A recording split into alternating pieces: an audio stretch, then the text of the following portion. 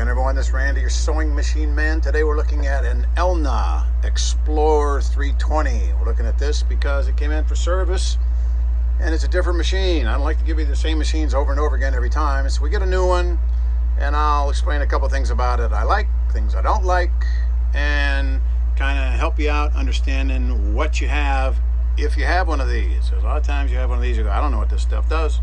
You know, it's got these stitches, okay, that's good. And I got the ones on the bottom, ones on the top. The ones on the top are blue, these are black. That's a clue. Black, blue, kind of color coded. So you want to do these, you bring your stitch around here to stretch stitch. These are all stretch stitches on the bottom. Your regular forward stitches on the top, that would be this. Between 2 and 3, that's your 10 stitches per inch. That's where you're going to do 99% of your sewing. If you go real down here, you're going to get real tiny stitches. Up here's real long stitches. Between 2 and 3, 10 stitches per inch on this model. Built-in 4-step button holder, I like that. It's got one dial here for this. Of course, it's all plastic. You know, this is what you get nowadays. This isn't a Kenmore 158. It's not a Singer 401. This is what you get today when you buy a machine. But some are better than others. This is not a bad little machine because it's been used a bit, but it's holding up. The feeders were down. The back of the needle plate was scuffed up where the customer was trying to help it, you know, because when the feeders go down, it doesn't feed properly. So you have to lift them up. And underneath, here, I'll show you real quick because you'll be asking me, why didn't you show me? So that's a good question. So I'll show you.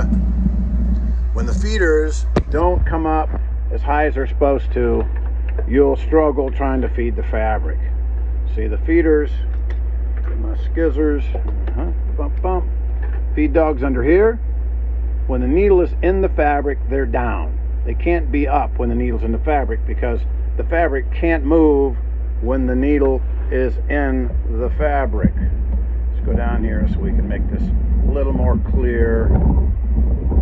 See the feeders, I got my finger across there. Let's pop this off. See, it's flush here. Feeders are down, the needle is entering, well, they're up, I'm sorry. they were just popping up. They come up. They speed toward the rear as the needle descends. They're going to the rear, and when the needle gets in the fabric, like here, in the hole will be in the fabric, they're down, okay?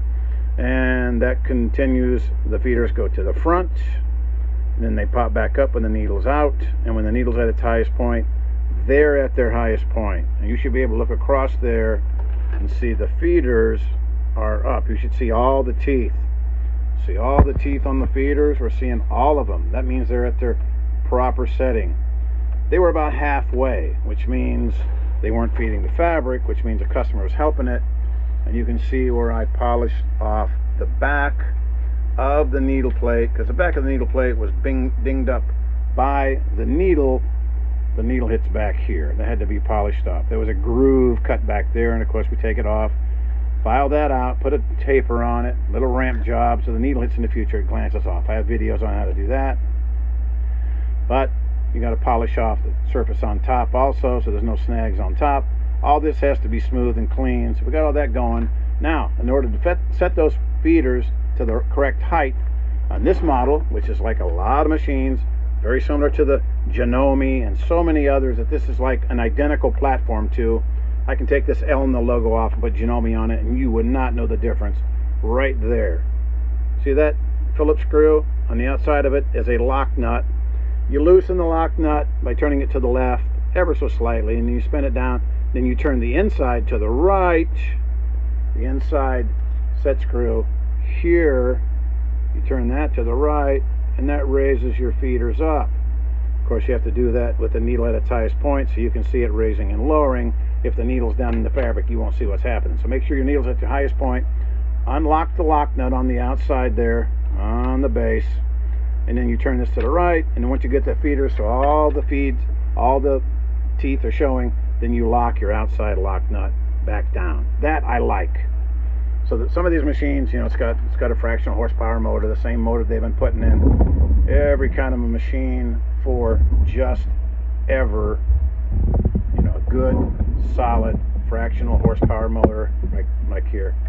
That's a good strong motor, and they're inexpensive. They never wear out unless the customer goes wacky and oils them in the wrong place and goofs up.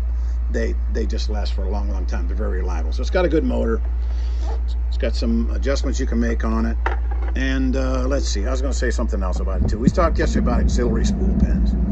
These machines are coming today with these thread delivery systems like this, so you can use these small spools. This is better, much superior than the baby lock we showed you yesterday. They had to have an auxiliary that mounted on the bobbin winder. I mean, it works. It's kind of Mickey Mouse, but it works. This one has a good old-fashioned spool pin that sticks up on the front, and it's in your accessory box. People ask me, what is this? And what is this hole? It's square. That's square. See that square hole right there? Cool. School. Right there. Look at that. It's like it's made for it.